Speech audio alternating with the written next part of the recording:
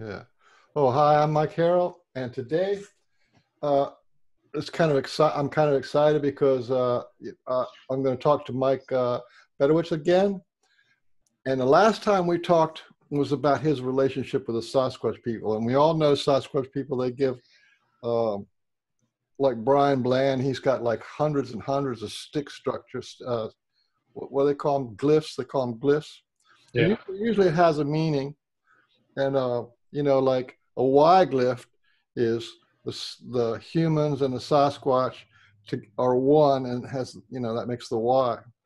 But here's what I got today, and here I am living in Miami, and I got this stick glyph. See. That's awesome. And what it means, what the impression I got was that they knew that I was going to talk to you today. So this happened in the morning, about the, you know, when I went out for my little walk outside.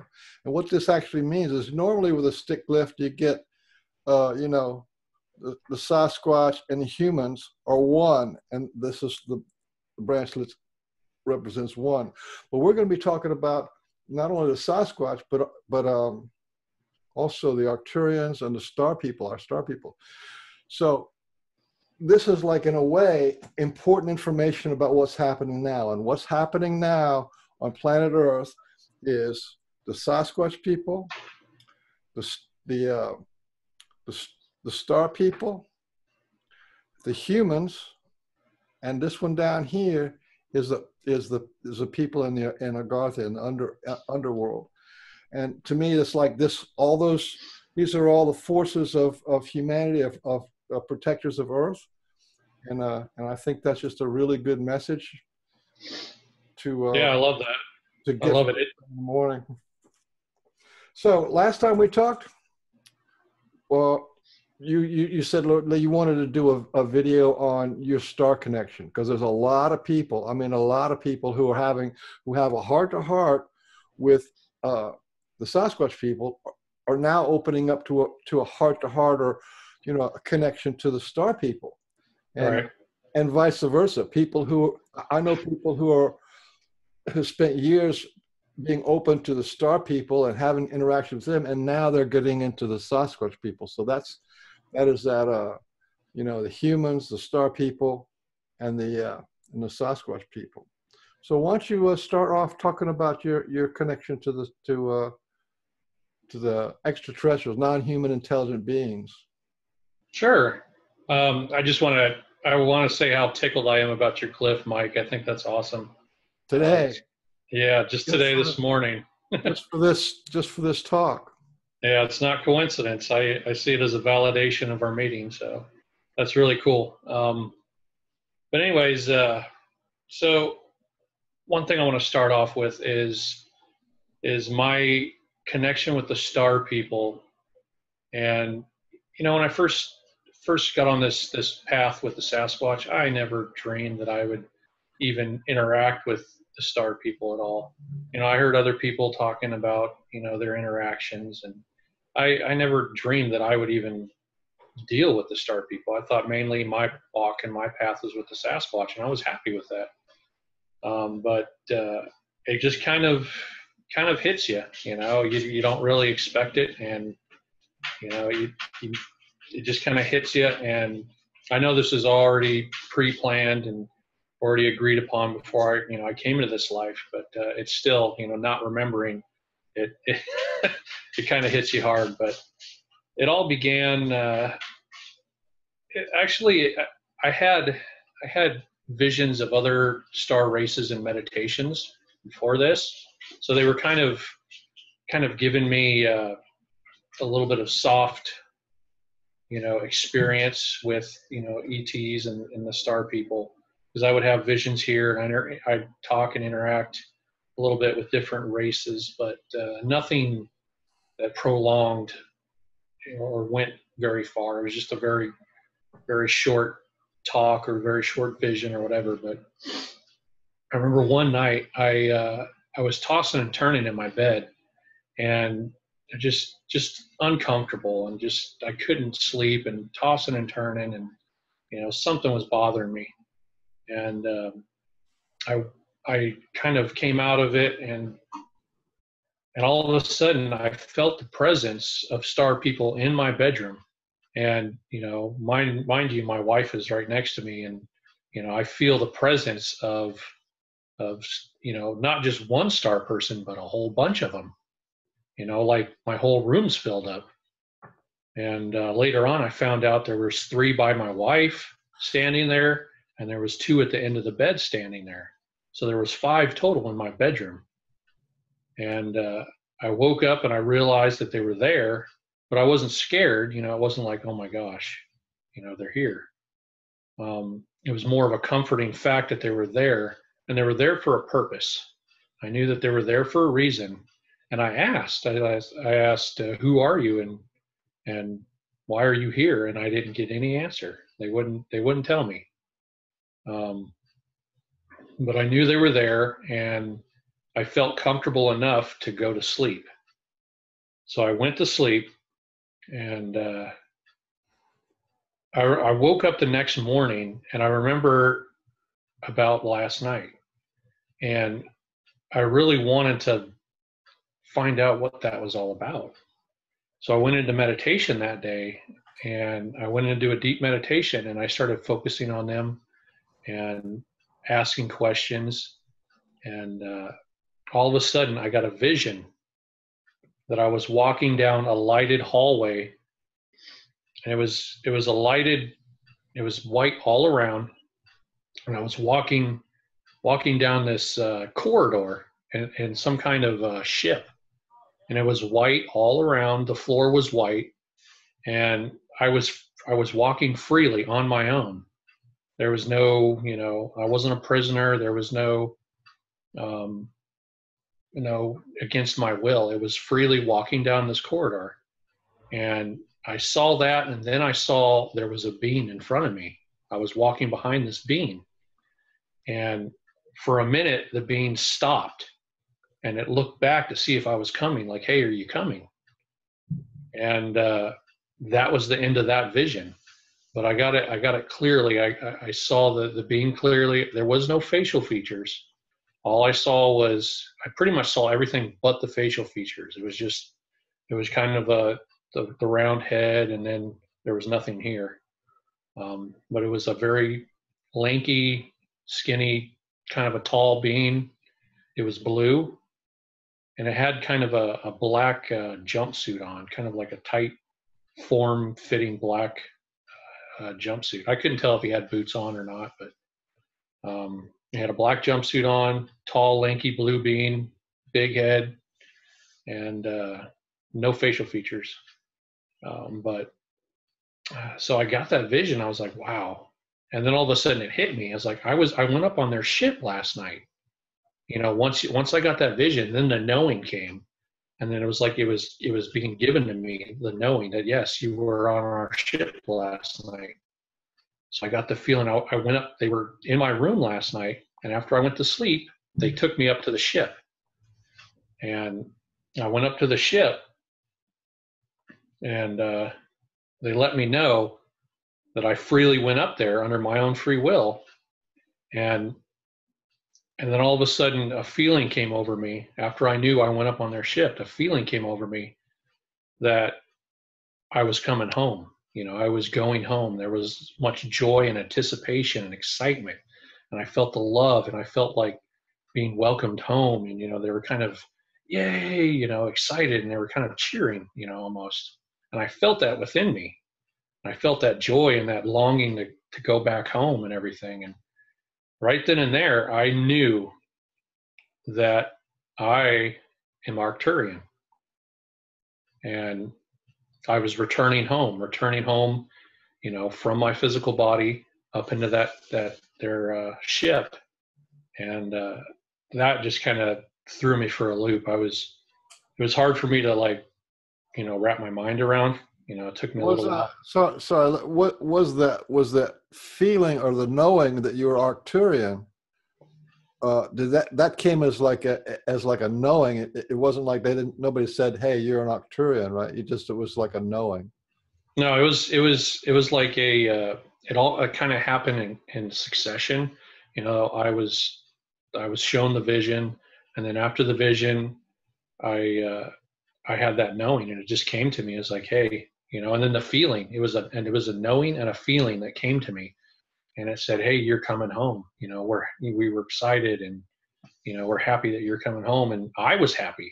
Not only were they happy, but I felt happy too. I felt so much love from them that it was just kind of a connection. So that was pretty impactful. So I kind of digested that for a little while, and at first I didn't know what kind of star beings they were. I didn't oh, they're Arcturian. They didn't tell me. All I saw was the way they looked, and I told one of my close friends about my experience, and she started looking up different types of star people and everything, and she pulled up a picture of an Arcturian, and I was like, bam, that's it. I was like, that is exactly what I saw, and that knowing came too. Once I saw the picture, and when she said Arcturian, that knowing came, and I connected, and I was like, that's it. So I digested that for a while. I kind of looked them up and kind of started researching them a little bit, and joined a couple groups, and a short time later I had another experience, and this one was probably out of everything that I have experienced in meditation, dragons, Agarthans, all this other stuff. This is probably the most overwhelming for me. But it was on a weekend, and I had some time to go just relax.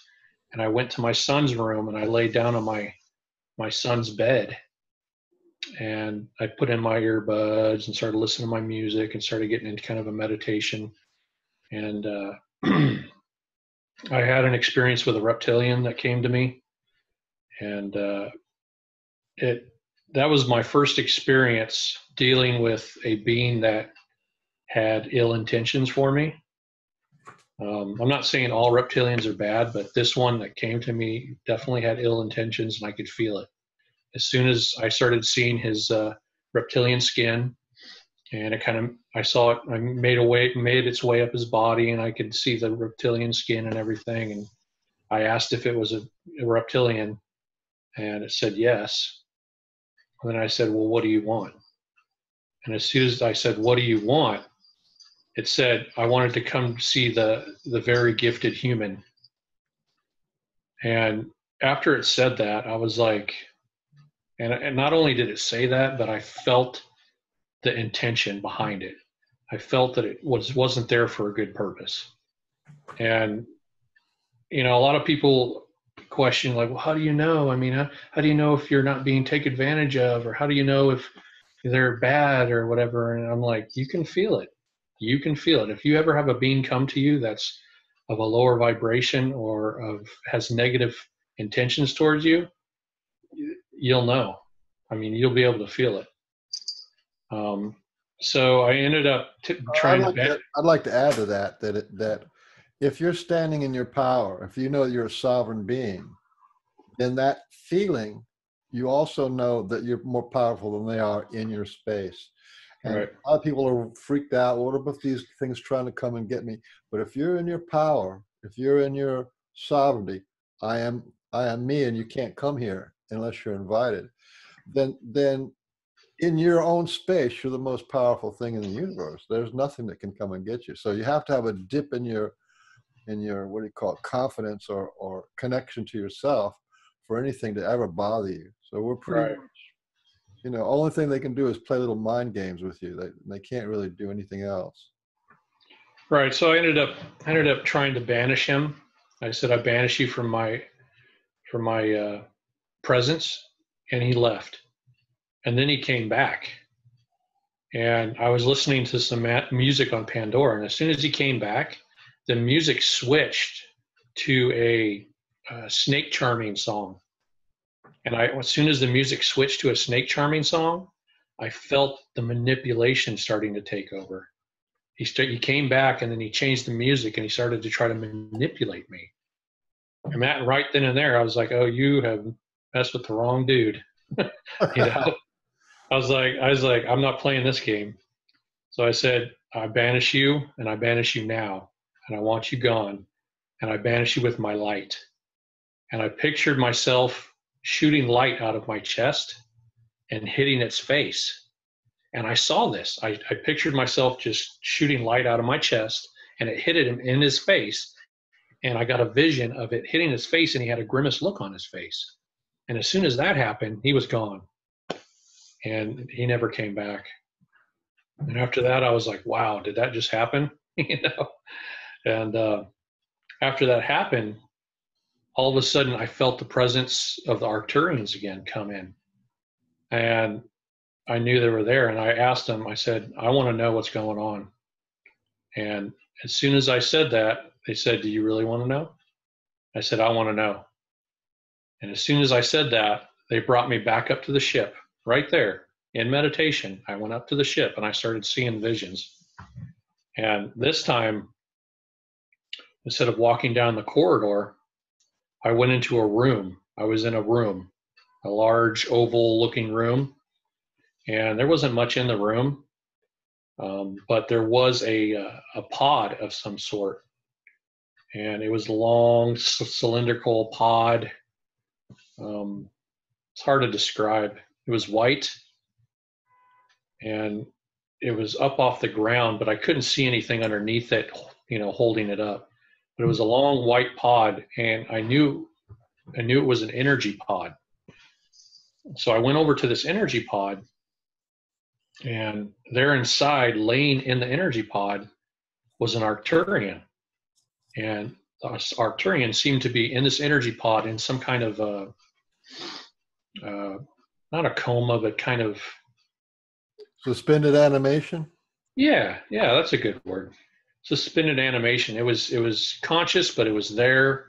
It was laying there. And I got to look as much as I want. And I went all the way from the head all the way down the body.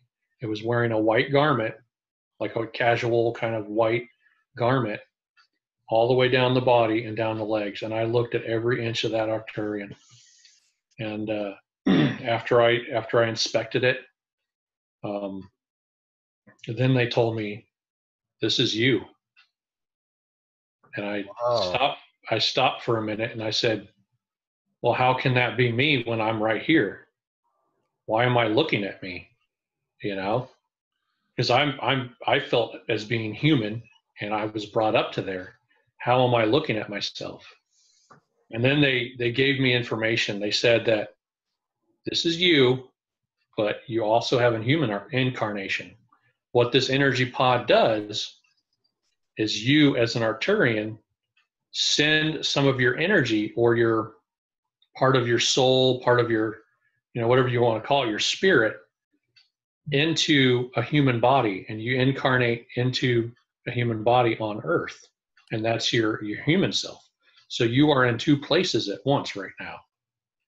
And I was trying to comprehend this, and I was like, and somebody brought this up later on. It's kind of like Avatar. You've seen the movie Avatar, where, and it's funny that, you know, a lot of this stuff kind of, it has similarities, but it's kind of like Avatar, where they get into this pod and then they kind of shoot down into a different body.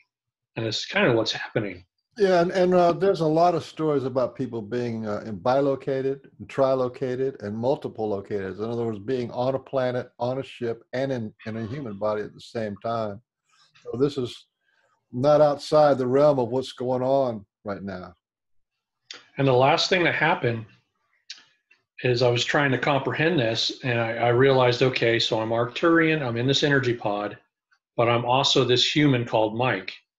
And there's a reason for that. And the last thing that happened is I reached out with my human hand and I held my Arcturian hand. So I was holding hands with myself, and I saw it. I saw my human hand holding my blue 3-fingered hand together. And it was so emotional. I got so emotional just by seeing that I told him, okay, I'm done. I was like, I gotta take a break. This is a lot for me. I need to go to sleep, and I'm done. I said, okay. And then after that, boom, I came out of it and I was laying on my bed just thinking about it. I was a little overwhelmed. I was like, this is wow, you know. And I tried to go to sleep. I was like, I got to go to sleep. I got to give myself a break, you know. And I tried going to sleep, and the Arcturians were still there helping me. And they said, well, think about something that'll calm you down. And I thought about my kids. I started thinking about my kids, and I thought about them running around and me loving on them. As soon as I did that, I was calm enough, and I went to sleep. And I went to sleep and woke back up, and I was okay. But yeah, that was probably the most overwhelming thing that's happened to me since I've been meditating and experiencing all these things. But could you describe your face and head that you saw, or was that still kind of shielded? No, I saw everything, buddy. So the Arcturians, and I compare what I saw to other pictures that I see on the internet, and there's not too many that resemble very closely what I saw, except for one. But their skin is kind of like a dark, not really dark. It's like a dark blue, but it's got kind of a glow to it, and it's very velvety, and it's got like a velvet feel to it. Their eyes are very large. Their head is large, but it's not as big as all the pictures make it out to be. It's not huge. It's a little bit larger than normal. It's got kind of a big head, but it's not huge.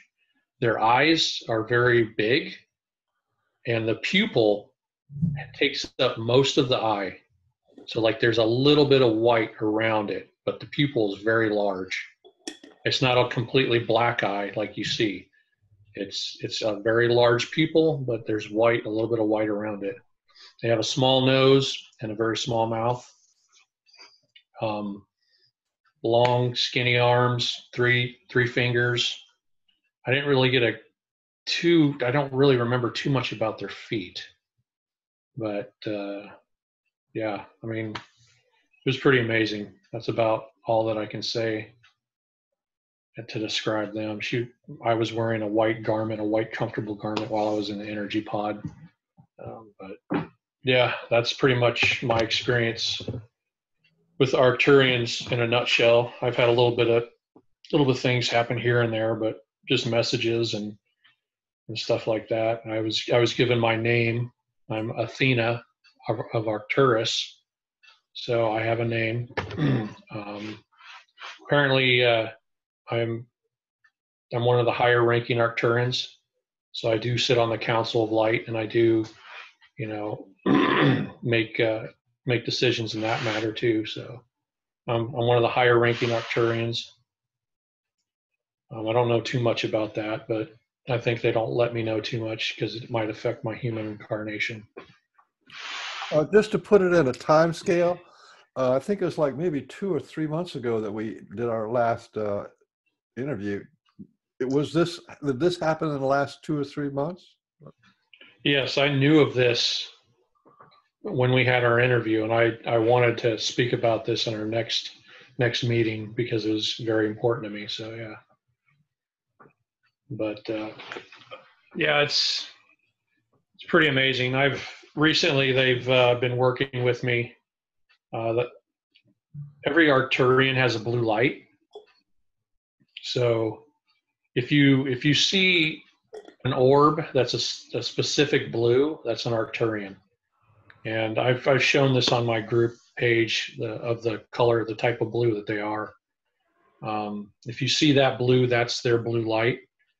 They told me that every Arcturian has their own blue light and can use that blue light for their purposes. It's a huge tool. They've taught me to use it for healing. I've healed myself a couple times recently using the blue light. I can use it as a shield. I can use it for defensive purposes. I can use it for offensive purposes. The blue light pretty much, it's the Arcturians' essence, so to speak. It's like a kind of like an aura, like you see an aura. That's kind of their aura, is a blue light, and they can manipulate their light for certain purposes. And I'm starting to learn how to do that. Well, there's a few other friends of mine that talk about this blue light. Brian Bland is one, and let me see if I can remember. I don't remember the other few people that but they just have photographs. They say that this blue light is like a Christ kind of a light, and that blue light is amping up and coming to Earth now.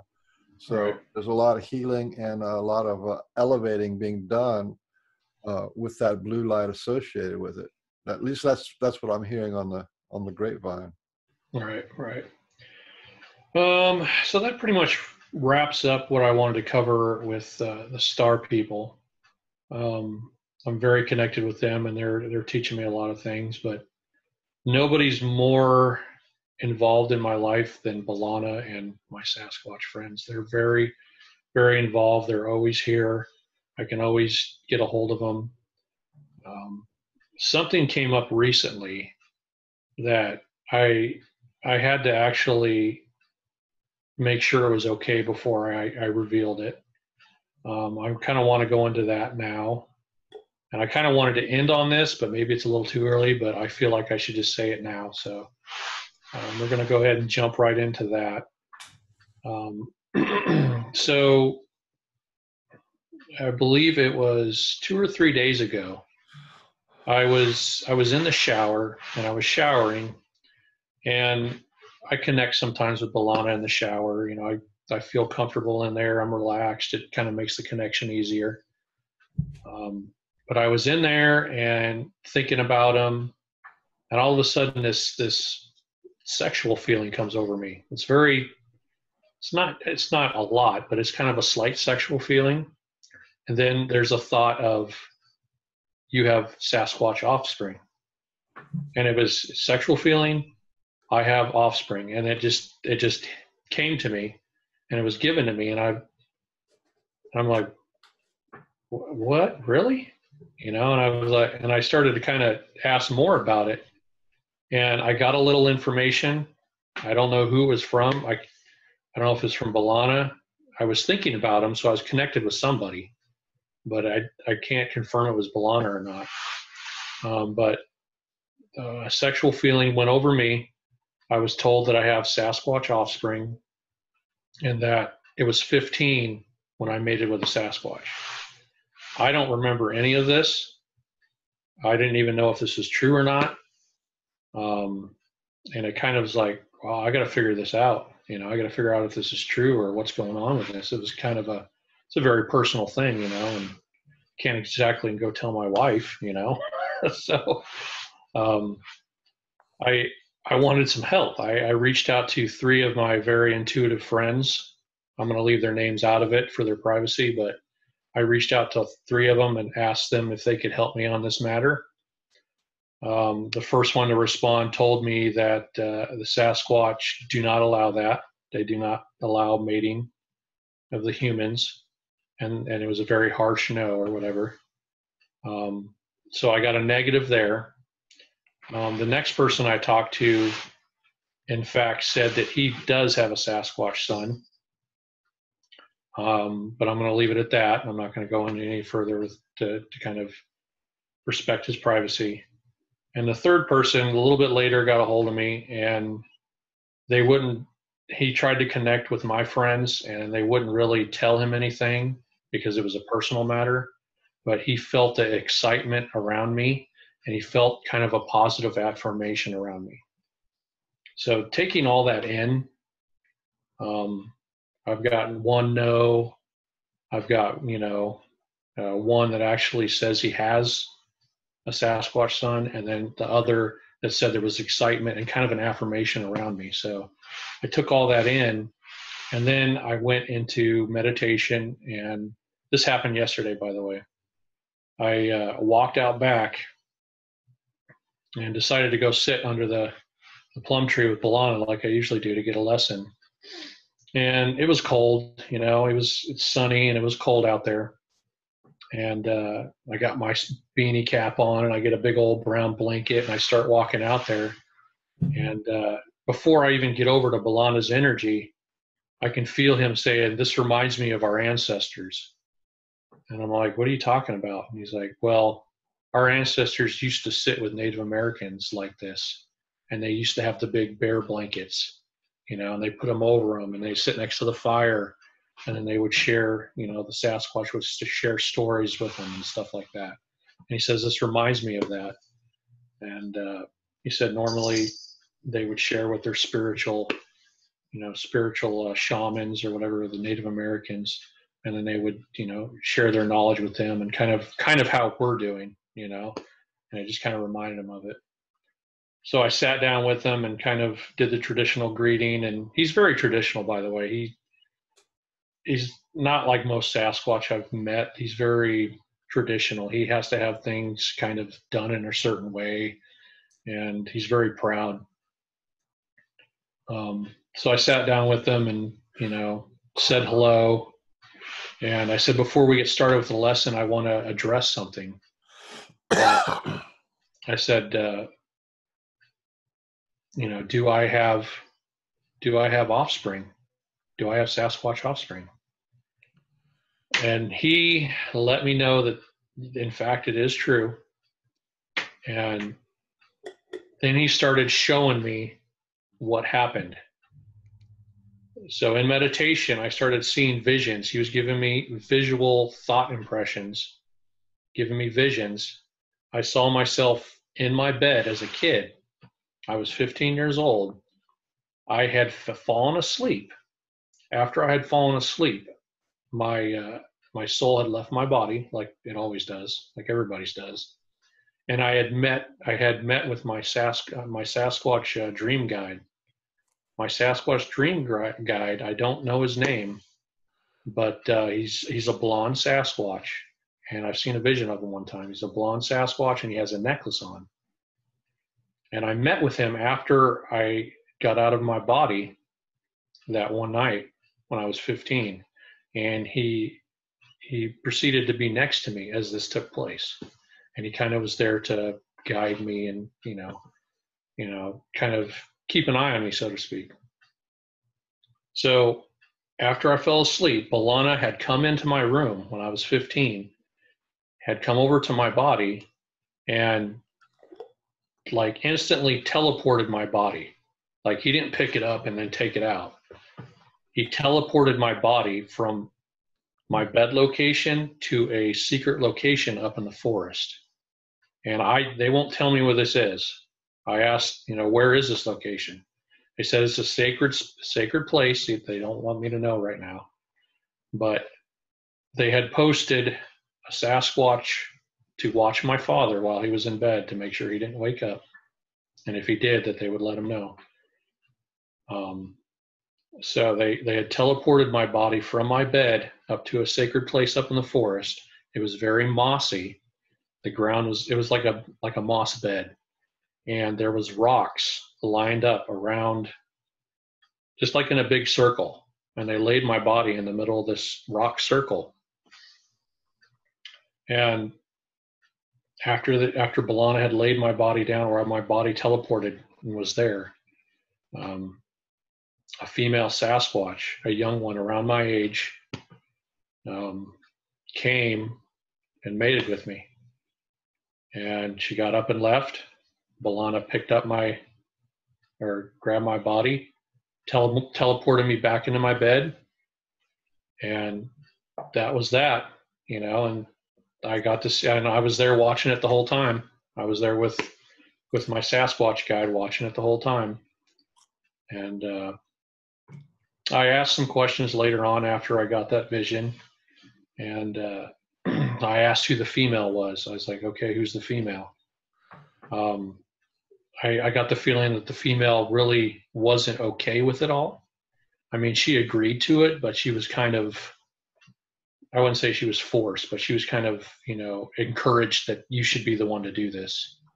When I found out that the female was actually the daughter of Talicia, which Talicia is the adult female that's in B'Elanna's clan that I first met, and looks to me as being her son. So she really loves me. She has a connection with me.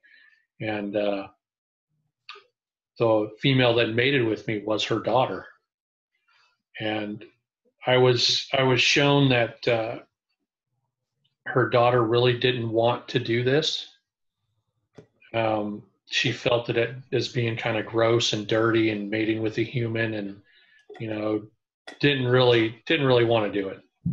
And Talicia kind of encouraged her and said, well, this has to be done. I would love for you to do this. I want you to be the one, and so on and so forth. And after some prying and prodding, she gave in and decided, to be the one. But I can't connect with her. She has blocked me. She really doesn't want to have too much to do with me at the moment. I don't get nothing from her. She's blocked me totally. I did see what she looks like. I know what she looks like. And I know that she did give birth to two offspring. One was a male and one's a female. One of them is named Silas, and the other is a female. And is named Kalar. So Kalar's the girl, Silas is the boy. They're my offspring, and they actually come and visit me here in the house. I have them during meditation. They'll come and crawl up on me, and they'll make their way around on me. But they're older.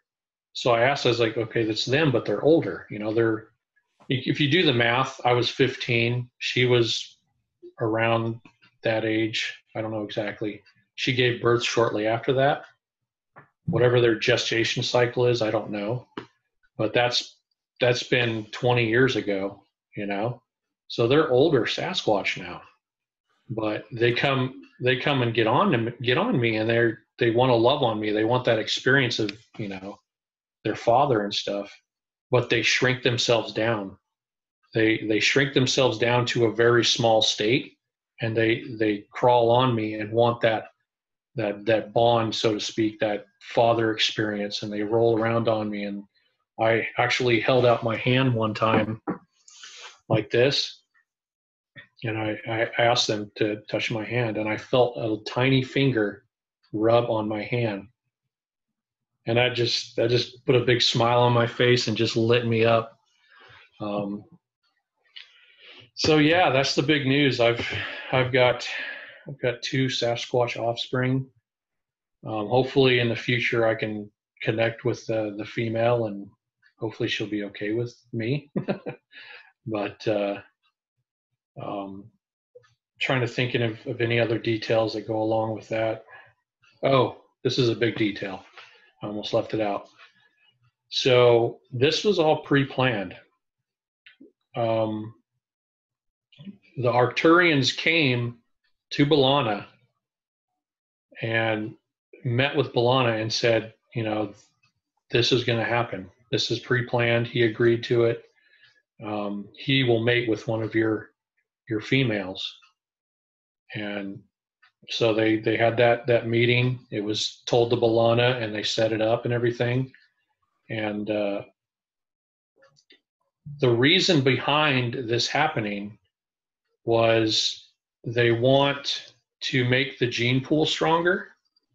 So they want a human to mate with the Sasquatch and make the gene pool branch out and become stronger, make the line a little bit stronger.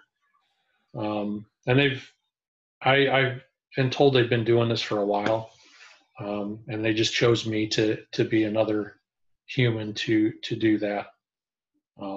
So it was set up in the beginning. The Arcturians came and instructed B'Elanna that this is going to happen. And another thing that's really interesting, before I even came up to B'Elanna's area, before I even moved up there as a kid, I was probably about 5 years old when I moved up there, but I saw this in a vision. Before I even moved up there with my family. A bald eagle had come to Bologna one day in the forest and had flown in through the canopy and landed on a branch. And Bologna saw the bald eagle. And the bald eagle telepathically told Bologna that I would be coming, and that I would be a way shower for them, and that I would help spread their knowledge, and I would do all these things. And it was told to Bologna before I even got there. And then I moved up there when I was 5 years old, and then the rest is just, just history. And I say that because when I was out there, I totally missed something. So when I was out there talking to Bologna about my offspring, he gave me all that information. But then I said, hey, I wanted to tell people about it. Like you, I wanted to go on here and tell my other friends about it. And I said, well, can I talk to the council and see if it's going to be okay that I speak about my offspring? And instantly he said, okay, let's do it now. And I said, well, okay, I'll just wait here, kind of like, I don't want to be a part of it. Just go, do the council really quick and come back and tell me, and Bologna says, no, you're coming. I'm like, okay. So all of a sudden, I was among the council members, and we had a council meeting telepathically. This is all just telepathically. It's not in the physical. Everybody was linked up, and we had a council meeting right then and there. And I saw every one of their faces, and I said, hello. And each one of them said, hello, hello, hello. But there was one on the end that didn't really say hello. He just kind of looked around, didn't say anything. And I approached the council with my request. I said, I want to tell my human friends about my offspring. I said, is this going to be okay with everybody? So Bologna and the council had a meeting right then and there, and they started chatting and talking. Said, well, we don't know. We don't know if we want to let everybody know that, blah, blah, blah. And Bologna was saying, well, the Arcturians wanted this to happen, and it would be good for the humans to know that this kind of stuff happens and the reason for it happening and stuff. And then all of a sudden they got done chatting, and they said, we will allow it. And I said, okay, thank you. And then I left the council. And then Bologna and I were one-on-one again, and we had our lesson. So, okay, I think I got through all of that.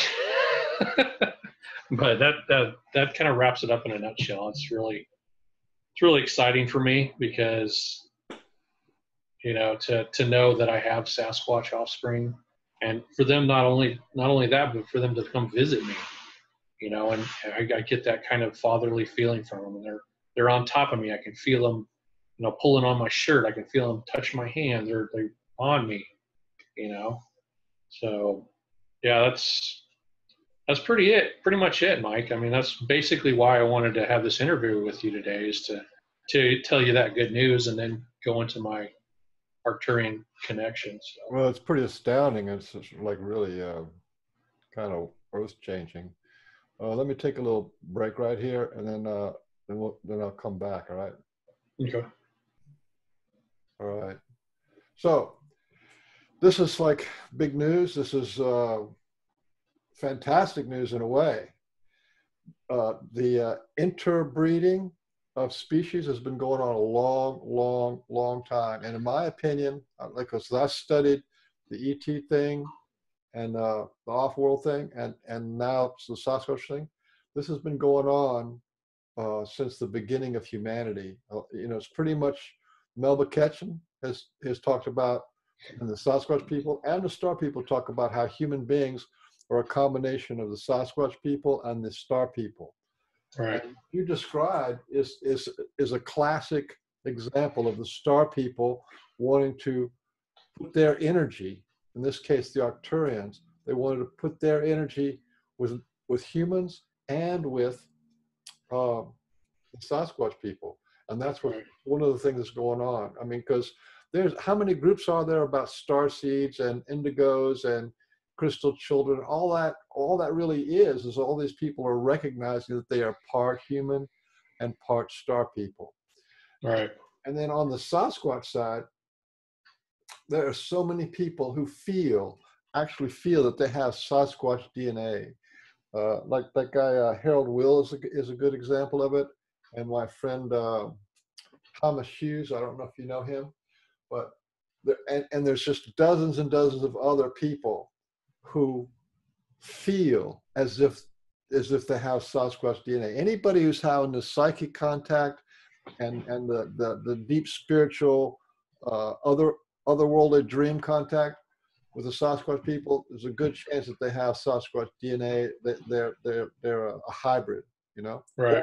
Or that they have had that happened many lifetimes ago, as many as hundreds of lifetimes ago, but they incarnated, and now that's coming to the front. It's the same thing with American Indian people. There's a lot of people who feel this American Indian hybridization, and then in this lifetime they start to reconnect to their roots.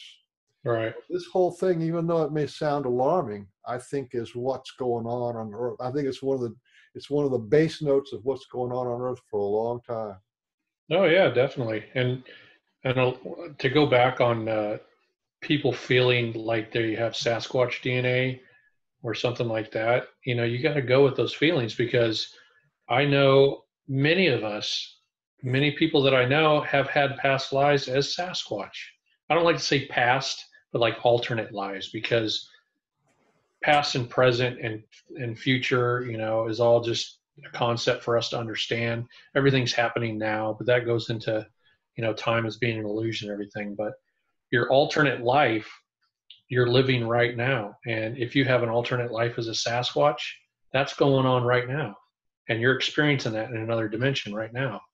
And that can leak over into your current life. You can start feeling that other life.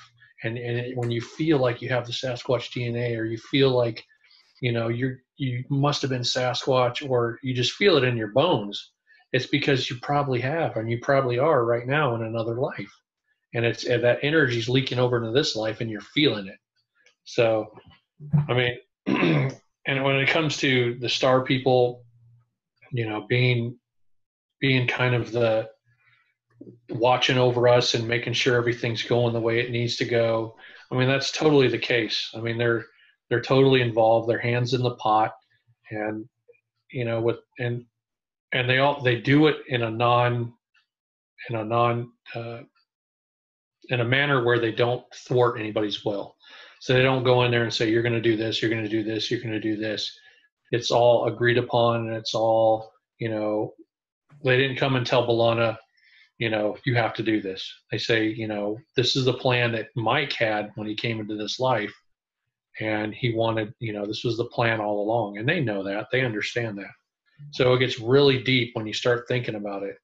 But that's what's going on. You're right, Mike. I mean, there's so much going on with interbreeding and different species mating with different species, and the genetic makeup changing, and it's all about evolution. It's all about growing and changing strains and getting you know, different strains of, you know, stronger strains, and just it's growth, it's evolution, it's what, you know, what life's about, you know. So I couldn't agree more. I mean, and then there's this other thing about going from 3D to 4D, 4D to 5D. Well, the Sasquatch people can go from a 4D to 7, 8D. That's in their normal state. And there's other ones, the elders can go even higher than that. It's the same thing with the star people. Different ones can go into these different vibrational things. And as soon as you get out of 3D, this is what happens. You know, this right. intermingling of spirits and taking the best of different races and incorporating them there, because we really have to rethink what it means to be all one. You know, Right. one means that we are mutable and connectable. So we can connect, and that energy can come into us, either as us or to influence us, and our energy can go into others either as them or to influence them. And Yep. so to me, this has it's got to be a symptom of our actually going into 4D, 5D, 6D. You know. Right. Well, we're in 4D right now, and that's what Balana's lesson was. This past lesson is he told me that we're in 4D right now, and they are stepping up their interactions right now. All the Sasquatch people are going to start interacting more. They're going to start ramping up the energies and ramping up the interactions to try to bring the human species into 5D and to raise the consciousness. We just started, so we have a long way to go. I asked Balana, you know, in this lifetime, am I going to see 5D? And he said, most likely you're not. He said, depending, I can't say that for sure, but the way the energies are going, there's a lot of work to do in the 4D right now. And most likely you're going to spend the rest of your life with you and I are going to try to raise the consciousness and going to have lessons, and we're going to try to raise it up and get into 5D. But most likely in my life, I won't see 5D, but that could change. I don't know. It depends. Well, I was a very big meditator. I had a very big spiritual foot, but I also believe that that we're you know, in that transition period between 3D and 4D. I believe that I'm going to stay in 4D in the rest of this life, and a lot of people are. A lot of people, what they think, and these are the symptoms of 4D: being Right. taken out of your body, bilocating or trilocating, having visions. That is 4D stuff. Milana told me that 5D is going to be a breaking point. Everybody that's behind the scenes right now, the Sasquatch, other beings, the Agarthans, the inner earth people, they're all reaching out right now in 4D and communicating with humans and trying to get them to raise their consciousness. And when 5D hits, there's going to be a meeting.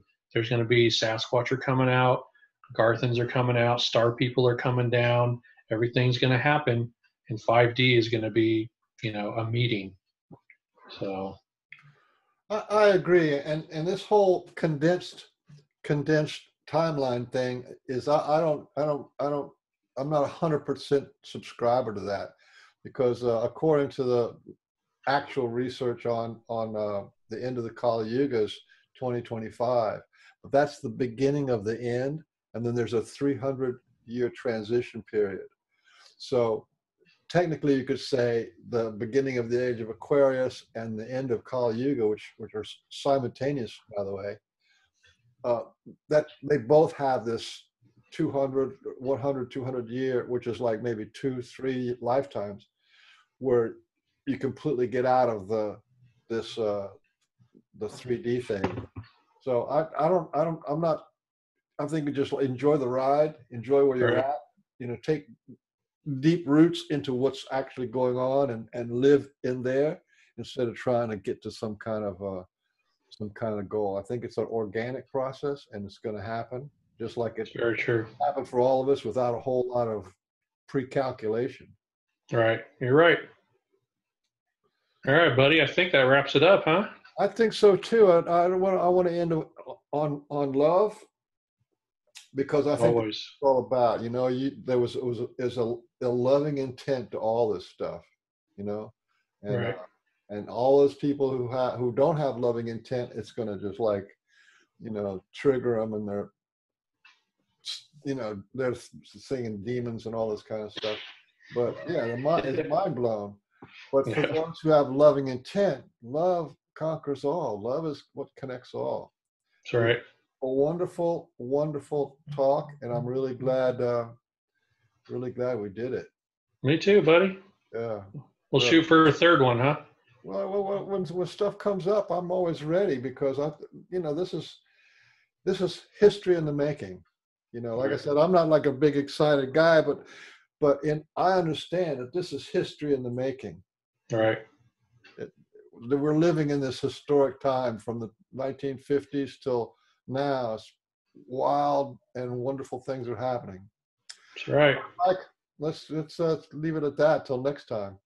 All right, buddy. Thank you.